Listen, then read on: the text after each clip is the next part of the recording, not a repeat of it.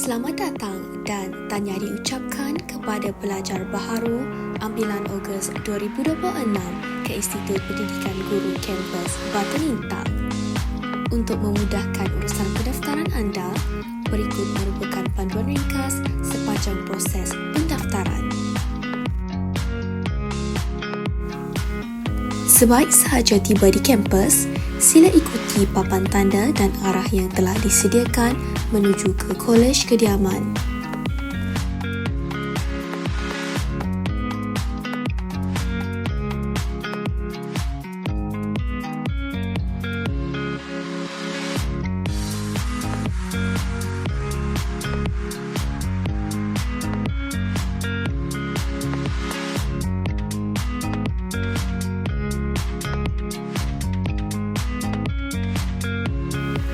Kolej Kediaman Baharu Wanita terletak di sebelah kanan masjid, manakala Kolej Kediaman Baharu Lelaki terletak berhadapan dengan Masjid Al-Muallimin.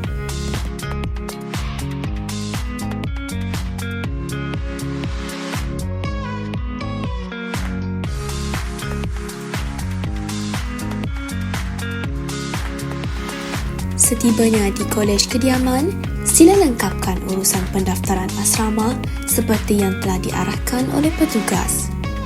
Setelah selesai pendaftaran asrama, anda boleh bergerak ke blok pentadbiran untuk meneruskan proses pendaftaran.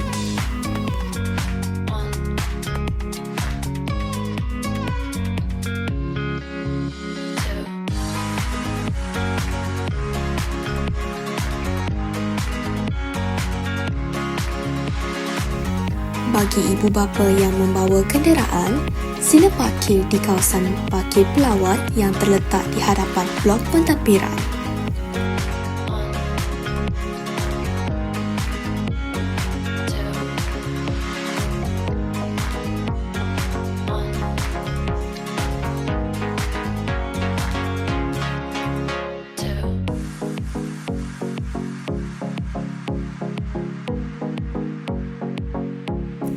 Setibanya di laluan utama blok pentadbiran, sila ke kaunter pendaftaran untuk membuat pengesahan dan pendaftaran kehadiran.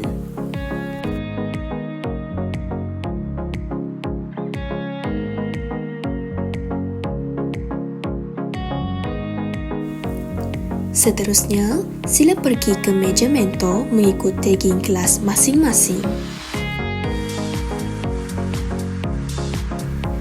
Selepas itu, teruskan ke kaunter unit kewangan.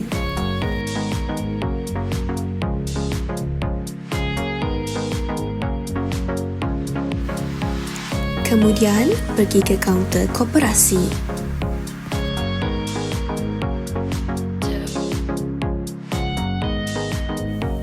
Setelah semua urusan pendaftaran selesai, anda boleh bergerak ke kafe untuk menerima makanan yang telah disediakan.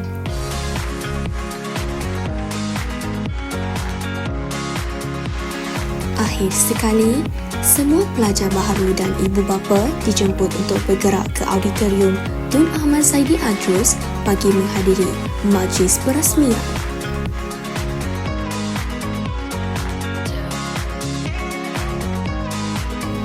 Sekali lagi, tahniah dan selamat datang diucapkan kepada pelajar baharu Institut Pendidikan Guru Kampus Batu Lintang.